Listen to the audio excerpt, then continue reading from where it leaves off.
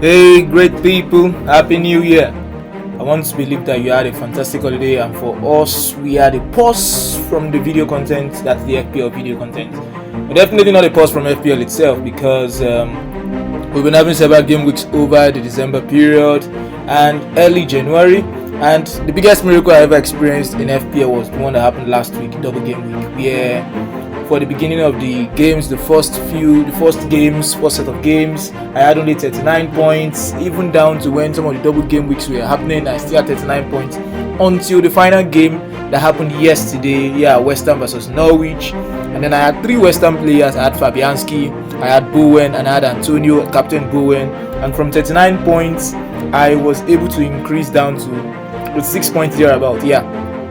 I had 3 players who were in my starting 11 that didn't play, so they were able to come from off the bench and they delivered. Not necessarily delivered, at least I was able to get 6 points from the 3 of them combined. So that's the biggest miracle I've ever had in FPL, from 39 points to 86 points. That's more than double the points from just one match, and then the guys coming from the bench. So we go quickly to the tips for this weekend.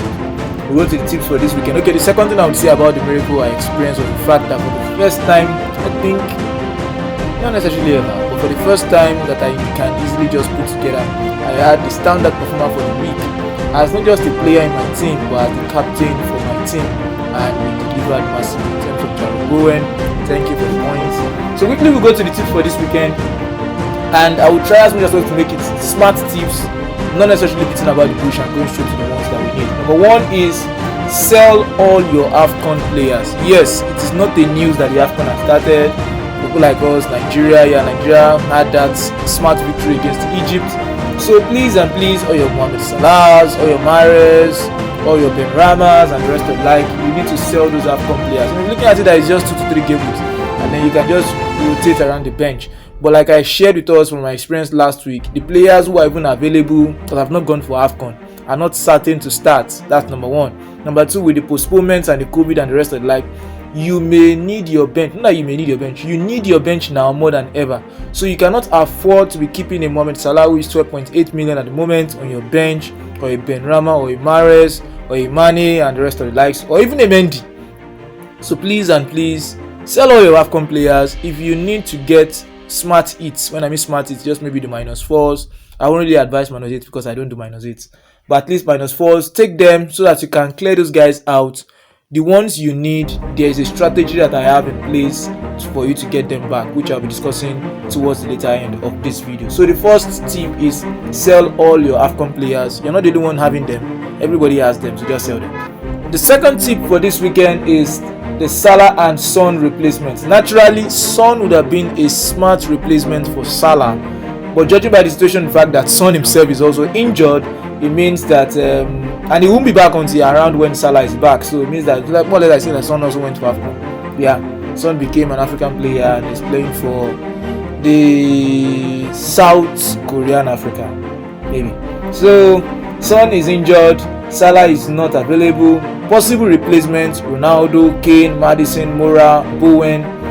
KDB is also an option, but he plays Chelsea this weekend, so I don't like that. And he has not exactly proved himself as that explosive kind of figure.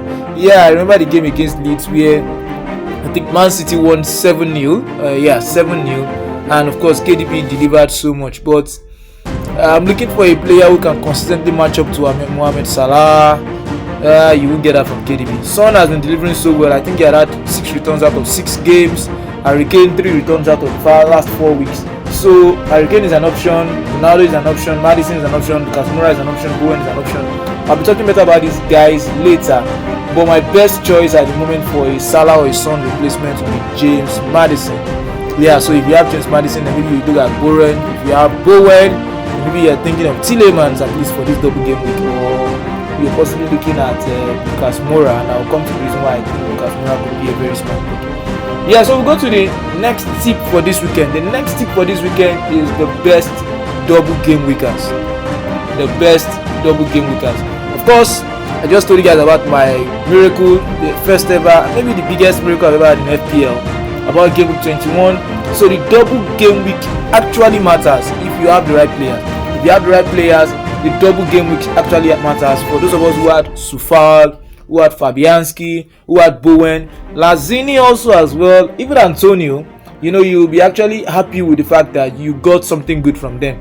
For as many of us who either captain maybe Bowen, Lazzini was a scary one. I saw somebody play a bench boost and had Lazzini on the bench. You can imagine the massive haul, 18 points from the bench plus the 2 or 3 extra players. Of course, you can do the maths. So having Lazzini was a very good one for last week game week. So this game week we're looking at the best double game weekers, and the first team that I would say that has a very good game week, just like West Ham that had last week, is Watford. Now it doesn't now make sense to actually load your team with Watford players like where I did my last time for my own team with West Ham players, where I had Fabianski and the rest of the likes. Simply because if you're picking from Watford, you want to pick their attack. And there's this debate that has been going on for over a month now about Josh King versus Emmanuel Dennis. I will tell you something about FPL. FPL, sometimes you need to put your eyes away from the stats and face the reality. Josh King at the moment has better stats than Emmanuel Dennis. But Emmanuel Dennis is delivering the points, delivering the goals. So it's something that we call the form players. It's just the same case with James Maddison. James Maddison is a form player. He may not deliver so many points throughout the entire FPL season. Maybe he gives you 169 points, 175 thereabout and stuff like that. He may not hit the 200 mark. But James Maddison is a player who gets in form at a particular period of time. And it really doesn't matter who your position is. You almost expect him to deliver every single time. I think at the moment his average is about 6 or 7 points per game week in the last 6-7 game weeks. So he's really seriously on form. Now, for Emmanuel Dennis is someone who has always found a way to deliver for Watford. Even since the beginning of the season, before they changed their manager, he has always delivered. So that kind of player is someone who, when Watford scores 2 goals, you expect Emmanuel Dennis to at least get an assist, if not a goal. So that's the kind of player you're working with. I understand that Josh King is in the right place, the right time, or whatever you need to say about everything, but he's not killing off games. And it looks like the case of when we had Umbuemo at the beginning of the season. Oh yeah, he's having the stats, he's having all this, he's the unluckiest player. But guy, just move on with these players and get the right person. So if you're talking about Watford players, I won't have 3, I'll just have only 1. And that one person would be Emmanuel Dennis. And then if you look at other options that we could have, Emmanuel Dennis could also be a captain, that's the truth. He could also be my captain this week, game week. So still on the double game weekers, like I mentioned, Emmanuel Dennis, good captain choice, just like the way I had Bowen. Most likely will captain him, I don't know yet. Other options, possibly Harry Kane. It doesn't look good playing against Arsenal, playing against Leicester City. But then, if you look at the track record of Harry Kane against those 2 teams, you know that he has a good game. He has good games against them. So, other options, Harry Kane, very good shout out against Leicester and Arsenal. He's always had good track record against them. And then, so that comes to the place of Lucas Moura. Now, we have Son who is injured. And it's obvious that Conte prefers either the 3-5-2 formation or the 3-4-3 formation. I am almost betting my guts that he may likely go with the 3-4-3 formation where he has 3 persons up front. Lucas Moura, I'm suspecting that maybe Bergwijn comes into the mix. I'm suspecting that Dele Alli comes in, so you could use the 3-5-2, use Lucas Moura together with Harry Kane up top, and then have Dele Alli, just like what he did against Liverpool. So if you're judging by those different combinations I could have, you expect Lucas Moura to be playing more advanced, playing closer to the goal, and he's just 6.7 thereabout. So he's a very good option for you if you're looking at the players to bring into your team. And then other options also for me look like Maddison, Tielemans. I mentioned Maddison is a form player. For Tielemans, I'm looking at Leicester's fiction. I'm thinking Burnley, I'm thinking Tottenham. Very not exactly difficult fixtures, but not exactly the ones that you also want. They're not the best at the moment, but you could also get something out from Burnley, and then you could take whatever you get from Tottenham. So I really feel that if you're looking at double game week options, you're looking at Harry Kane, you're looking at Lucas Moura, you're looking at Dennis, you're looking at Maddison, you're looking at Tielemans. Kane and Moura are good points, very good points. But then I feel that for the Man U guys, that's Ronaldo and De Gea, they're simply gambles. I wouldn't go towards that direction, except if I am ready to just take it. Just maybe take Ronaldo and then take whatever you get from there. Then for the Chelsea, many people are talking about the Chelsea players. Mason Mount looks like an obvious pick, but I would not lie to you. I won't be going towards that direction either. simply because if I was going to get a player from Chelsea for this special double game week, it would be a Chelsea defender. But the problem is Chelsea has been conceding goals. They're playing against Man City and they're playing against Brighton. I expect them to keep a clean sheet against Brighton. I also feel if Chelsea is going to beat Man City or get something from Man City, they will have to keep the back shot first. So if you put all those things together, you should expect maybe a Rudiger getting like a 7 or 8 points, or let's say 10 points. So that's the direction I would have gone to. But Mendy is off to AFCON. Kepa is also a very good goalkeeper, but I still don't know what I'm going to get from him. So that's about the double game weekers. Those are the best double game weekers. It's really a very terrible double game week. But I would say it's better than last week, but we should not expect so much. And then we'll go to the next tip for the weekend. So the next tip for the weekend is the best 1 week players. Of course, we've talked about the double game week players. We've said we've not gotten so much options. Maybe you fill your team with about 3, 4, 5, say 6 of them. But then you definitely need the players who are playing just 1 game in the week. So the single game week players. The top on the list for me is Jota, simply Jota. If you don't have Jota at the moment, you're missing a lot. And then I would advise you to get Wolves defense, whether you get Jose Sarr or you get any of the defenders. I am not writing off Southampton, but I still feel that Wolves has one of the best defenses in the Premier League at the moment. Yeah, you may look at it that it's very difficult, it's something odd, it's the truth. If you look at the goalkeepers at the moment, Jose Sarr has the same number of points as Ederson. Ederson is not really saving any shots because Man City don't even release the ball to you. But Wolves are not playing the way Man City play, and yet they are still able to keep that high number of clean sheets. The problem with them is they don't score a lot of goals as well. But Wolves, you can almost back them for clean sheet. So I would really go towards Wolves defense. And then another appeal for me is Bowen and Soufal. They are very good options. So you could always go around Bowen or you could get Soufal. And then the next tip for this weekend is, should I play the wild card or the free hit? Should I play the wild card or the free hit? Yeah, I would say not necessarily. So for the free hit, I get your point saying you want to play a free hit. But like I mentioned, we don't have so many outstanding double game week players. So why would you be playing your free hit if you are not going for the best team ever that could possibly appear on the team sheet at the end of the game week? So FPL always have the kings for the game week. So why not go for the kings of the game week if you know who they are, or you can predict accurately who they are if you are playing a free hit, for example. So, and if your budget pertains, if your budget allows it. So if you're actually looking at whether you should wildcard or free hit, I would seriously go against the wildcard. Why? Because I feel the best time to use the wildcard will be when the AFCON will be done and the AFCON players will be returning. So when the AFCON is done and then the AFCON players are returning, the Salahs and the rest of the like, you can find a way to fit in those AFCON players into your team. And then for the free hit, I still wouldn't suggest the free hit. Why? Because we will be having so many blanks very soon. Chelsea will be going to get and play the Club World Cup, and then the other games that will come around, where Liverpool also has a blank, Brighton has a blank, Chelsea has like 2 blanks and some other things like that. So it's better you use your free hit in those kind of situations. Of course, don't forget the fact that you cannot play your free hit in 2 games successfully. So I still have my 2 free hits and I'm finding a good time to use them. So I would really not advise you to use your wildcard or your free hit this game week. Possibly in subsequent games you can use them. Don't expect an average maybe you get 70 points, you take it from this game.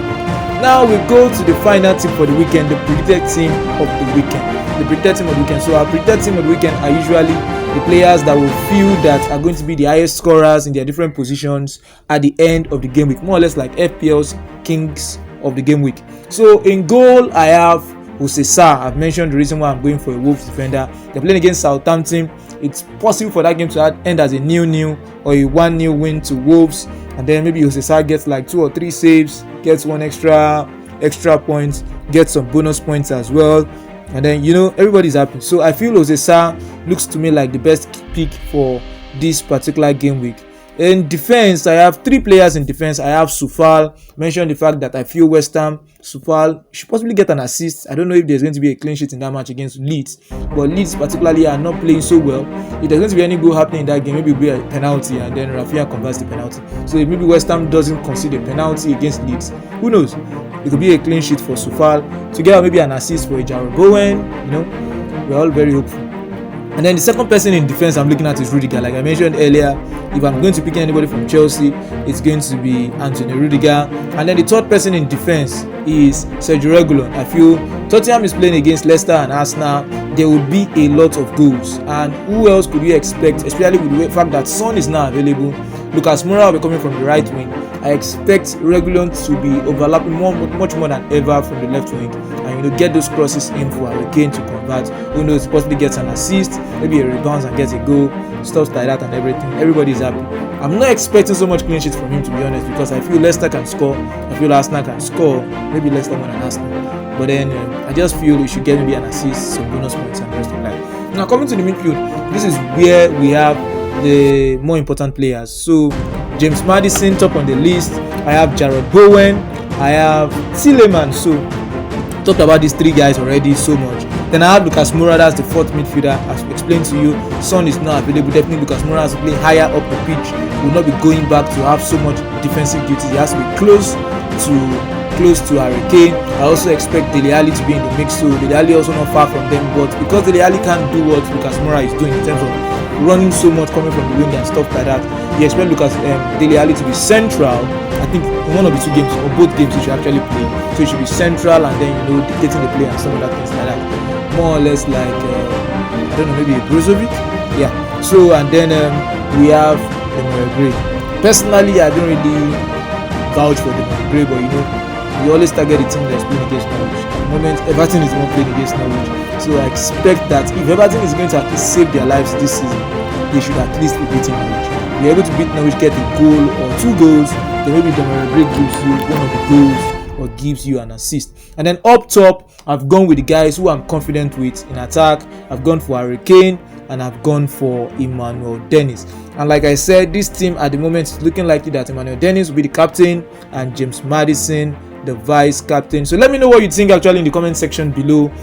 This is the predicted team for the weekend. I know we've talked about several tips and all of the likes, AFCON and every other thing. So you can let me know your thoughts, let me know your comments in the comment section below, and then we'll be seeing next time. Let's enjoy the FPL this weekend. Also, please, a quick shout out. TepTV at the moment is running a giveaway promo for the month of January. It's like an urgent 2K giveaway promo where you bring in 10 subscribers to the channel and you get 2,000 naira. So you bring 10 subscribers, get 2,000 naira. Tell your family, tell your friends, tell everyone, and then give me 10 subscribers, I get 2,000 naira. You bring another 10 subscribers, you get another 2,000 naira. You send a screenshot to our WhatsApp number that is displayed on your screen at the moment, and you get credited immediately. The offer only lasts for the month of January. Alright guys, thank you for sticking with us. See you next time.